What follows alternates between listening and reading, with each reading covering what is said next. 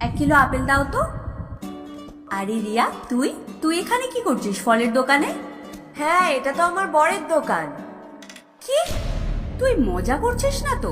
তোর বর আর এইসব? নিশা, আমি মজা করছি না, এটা সত্যিই আমার বরের দোকান। আসলে ও খেতে গেছে, তাই আমি দোকানটা সামলাচ্ছি।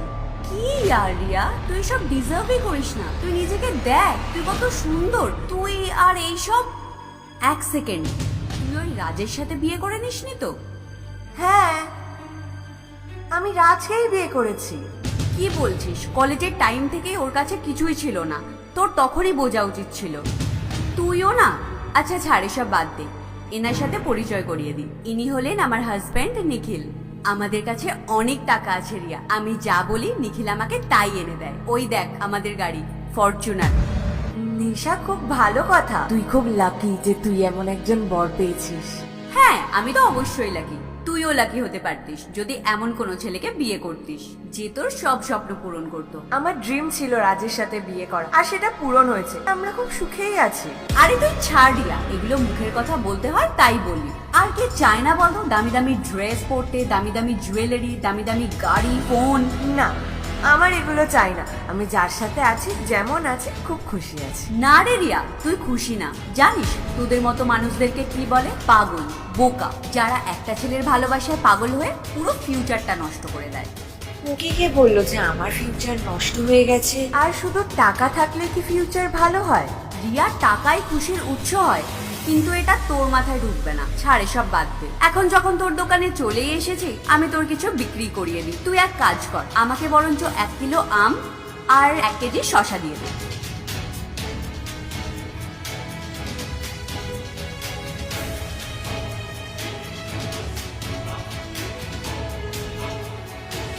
নিখিল, এটা একটু 1 সেকেন্ড ধরো না। কি কি বললি তুই আমাকে?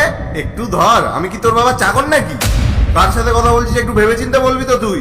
নিখিল, আসলে এটা একটু ভারী আর টাকাটা বের করবো তো তাই। ভারী তো কি, তাই বলে কি আমি এখন এসব জিনিসপত্র বয়ে বেড়াবো নাকি? আর যাই হোক, তুই তোর ফ্রেন্ডকে অপমান করতে এসেছিলিস, অপমান করা হয়ে গেছে, চল এবার এখান থেকে। আর 200-400 টাকা ওকে এমনিই ধরিয়ে দিতে পারতিস, জিনিস নেওয়ার কি দরকার ছিল? ঠিক আছে, বাদ দে, এবার তাড়াতাড়ি চল, নয় এই ভারী ভারী জিনিসগুলো নিয়ে তোকে একা একাই আসতে হবে। তাড়াতাড়ি আসবি, আমি চললাম। নিশা, এগুলো কি?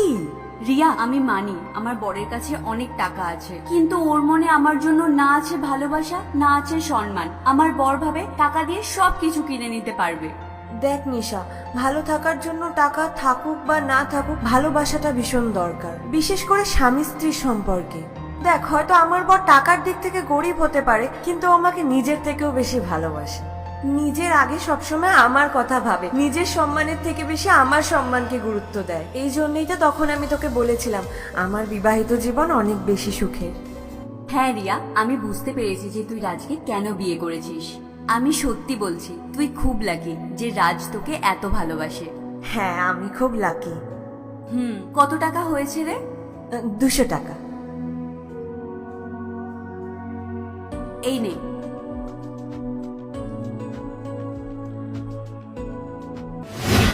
সব কেনাকাটি হয়ে গেছে না?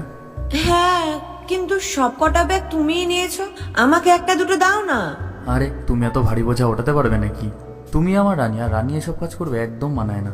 আরে রানী একটু রাজাকে হেল্প করে দেবে, তাতে কি হয়েছে? তুমি এতগুলো ব্যাগ ধরে আছো, দাও না আমাকে একটা। এগুলো কিন্তু আমার একদম ভালো লাগে না। আরে ঠিক আছে, তুমি এত করে বলছো যখন, এই নাও, এই ছোট ব্যাগটা তুমিই নাও।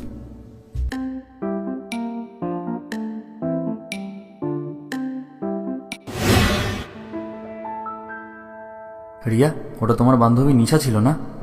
হ্যাঁ, ওই ছিল। ওর সাথে ওটা কে ছিল? ওর বর? হ্যাঁ। ভালোই টাকা আছে মনে হয়। হ্যাঁ, বেশ বড় লোক।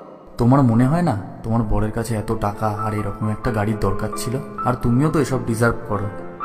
না, আমার এসব একদম দরকার নেই। আমি এই যেভাবে তোমার সাথে জীবনটা এনজয় করছি, এটাই বেস্ট। তুমি যেভাবে আমার কেয়ার করো, রেসপেক্ট করো, ভালোবাসো, এরকম একটা মানুষ থাকতে কেউ টাকা পয়সার চিন্তা করে নাকি?